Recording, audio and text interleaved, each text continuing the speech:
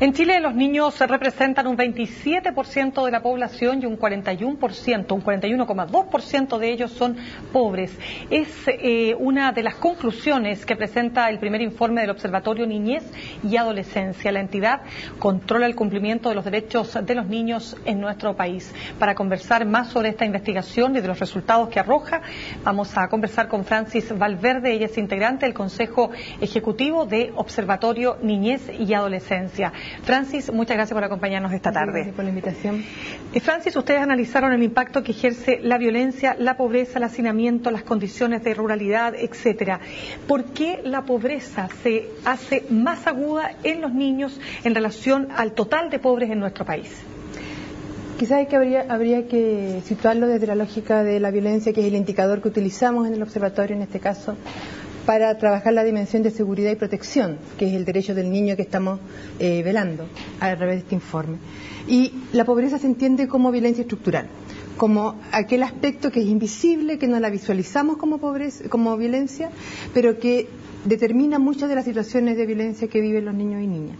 Ahora es importante no unir violencia con pobreza necesariamente, ¿ya? Y allá los datos del informe lo plantean. Ahora, el por qué los niños y las niñas son los más pobres es quizás por un dato más bien sociodemográfico, que por otra razón las personas pobres tienen más niños, tienen más hijos e hijas, ¿ya? Por lo tanto, el número de niños por familia pobre es mayor al número de niños y niñas por familia de un estrato socioeconómico más alto. Correcto, y mientras más hijos en la pobreza... Y mayor pobreza. Entonces, ahí, bueno, hay estudios de otro tipo que han dicho que desde el tercer niño hacia adelante las familias se empobrecen, entonces uno no debería tener más de 3 hijos. Por lo tanto, el bono anunciado por el presidente pareciera ser una contradicción, diría usted, en ese sentido. No necesariamente. El desafío es más bien sistémico, no lo puede pensar solamente desde una perspectiva yo creo que promover la natalidad, que es el caso de lo que hace este bono, ¿no es cierto?, o pretende hacer este bono, es un buen dato en términos de que la población china se está envejeciendo.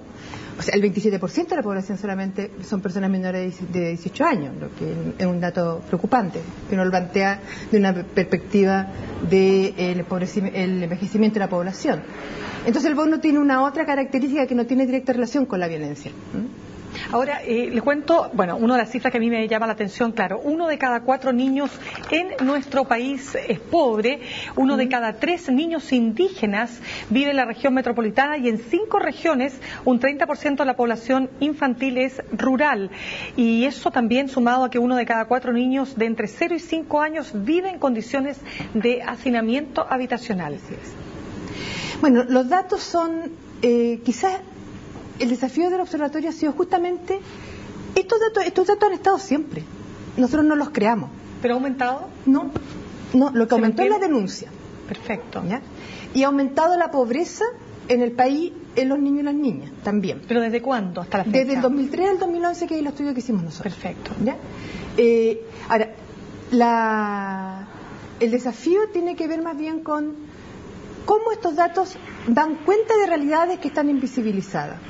Cómo estos datos relevan que es imprescindible desde el enfoque de derechos con el cual trabajamos desagregar el dato duro, ¿ya? El 41% de niños pobres en Chile. ¿Qué significa? ¿Dónde están? ¿Dónde se ubican? Cuando usted dice en poblaciones rurales, en población indígena, obligaría a la política pública a pensar qué hacer en esas circunstancias y también a las autoridades de esas localidades. El otro aspecto que trabajamos y que es fundamental tiene que ver con la violencia y los tipos de violencia que vivencian los niños y las niñas. Cuando pusimos el dato de pobreza lo pusimos en la perspectiva de comprender la violencia estructural, ¿ya?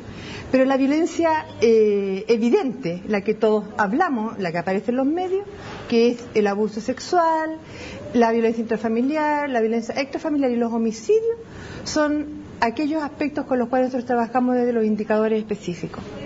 Y desde esa perspectiva, del número de niños total del país, trabajamos con el dato del número, el N que trabajamos son 41.000 y tantos niños y niñas. Entonces el desafío que nos planteamos es leer esos datos desde esa perspectiva. Y encontramos que el 53% de los niños y niñas vivencian violencia extrafamiliar. Cuando se dice extrafamiliar se refiere fuera de la casa, fuera del contexto de la familia misma. O no cometida por un consanguíneo directo. Ahora, lo que quiero preguntarle, Francis, ¿por qué ha aumentado la pobreza en los niños entre el 2003 y el 2011? ¿Cuáles serían las causales de ese aumento? Esto es una cosa que tendríamos que estudiar. O sea, no está claro, no está claro. No está claro, no nos lo propusimos como mandato ese estudio, pero evidentemente el relevarlo nos obliga al estudio justamente. A preguntarnos por qué aumentó la pobreza de los niños y las niñas, en qué aspectos aumentó la pobreza de los niños y las niñas. O sea, cuando ustedes miden indicadores de pobreza en los niños, lo primero es la violencia, ¿verdad? Usted lo decía, ese es como Disculpe, sí. Lo que hicimos fue establecer los indicadores de violencia. Uno de los indicadores de violencia es la violencia estructural. Esa es pobreza. Cuando usted dice violencia estructural, ¿se refiere a qué? ¿A falta de educación, falta de vivienda? La violencia estructural quiere decir que está establecida como una base de comprensión de la realidad, donde está naturalizada. O sea, el que hay un pobre es una cosa normal, nos parece natural, ¿ya?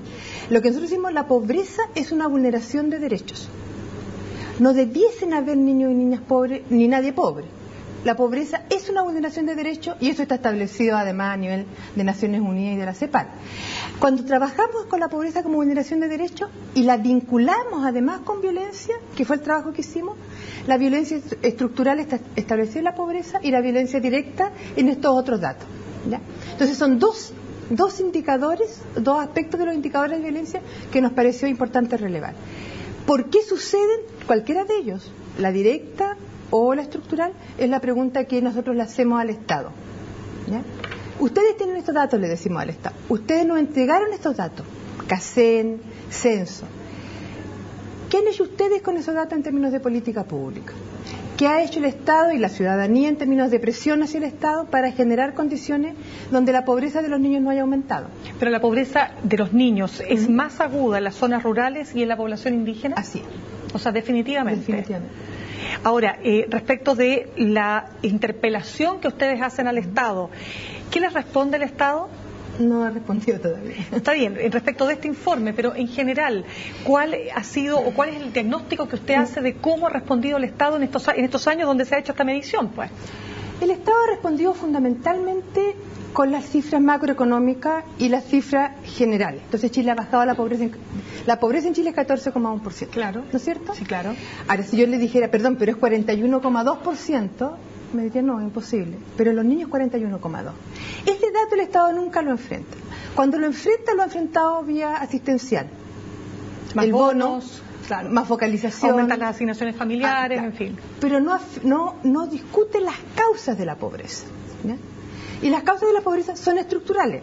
El modelo económico, la distribución del ingreso, la segregación social, espacial y territorial, la segregación educacional, son elementos estructurales del modelo de desarrollo que tenemos como país, que desde el enfoque de derecho atenta contra los derechos de las personas y en nuestro caso de preocupación de los niños, las niñas y los adolescentes.